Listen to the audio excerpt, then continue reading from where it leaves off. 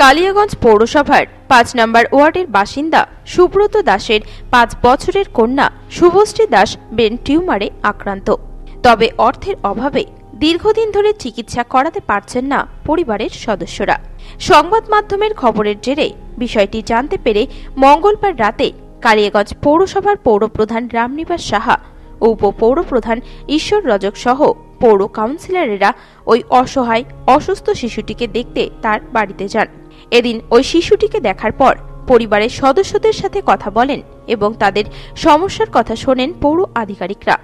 এরপর পৌরসভার তরফে শিশুটির চিকিৎসার জন্য আর্থিক সহায়তা প্রদান করা হয়।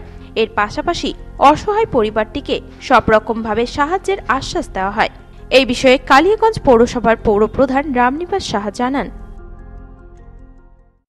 আজকে যার বাড়িতে আমি এসেছি সত্যি বেদনাদায়ক। আমারও চোখ থেকে জল বেরিয়ে যাচ্ছে বাচ্চাটাকে দেখে।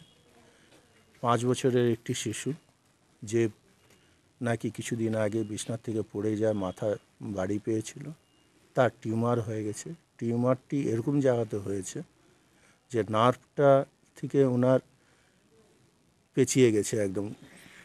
কিন্তু এই টিউমার এমস আর কেরল ওই 2 জায়গাতেই অপারেশন হবে। আর ওনাদের আর্থিক অবস্থাও খুবই খারাপ। তার জন্য আপনাদের মাধ্যমে যখন আমরা শুনলাম ওনার বাড়িতে আজকে আমরা এসে দেখা সাক্ষাৎ করলাম, করে টোরে কিছু সাহায্যের হাত বাড়িয়ে দিলাম এবং আশ্বাসনও দেওয়া হলো।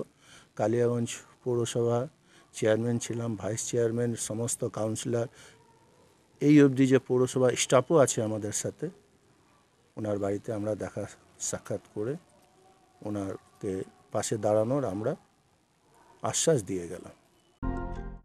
কালিয়াগঞ্জ থেকে বিশেষ প্রতিবেদন, নিউজ টুডে।